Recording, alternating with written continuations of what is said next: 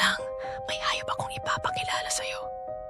Isa siyang ibon, pero mukhang galit na dinosaur. At huwag kang lalapit, dahil ang titig nito parang gusto kang lamunin. Ito ang shoebill stork, o tawagin mo na lang siyang bossing ng mga marshlands sa Africa. Oo, Africa siya, pero promise, pag nakita mo parang galing Jurassic Park. Una sa lahat, yung nguso niya, mukhang sapatos.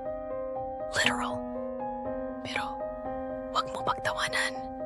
Yang malapad at matulis na beak na yan, ginagamit niya para kumain ng buong baby crocodiles. O baby crocodiles. As in chomp. At kung feeling mo mabagal siya, kaya niyang umatake in lightning speed.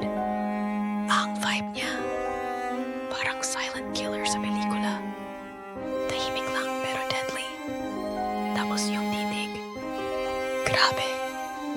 Hindi siya galit, ganyan lang talaga siya tumingin. Kaya kung may shoebill sa opisina, huwag mo na siyang kausapin. Baka ikaw pa matusok ng beak. May kakaibang tunog din siya, parang machine gun. Ginagamit niya to para sa greeting o bonding, lalo na sa chicks o partner niya. Teka lang, dinosaur ka ba talaga? Abangan pa ang susunod na hayop dito lang sa Hayop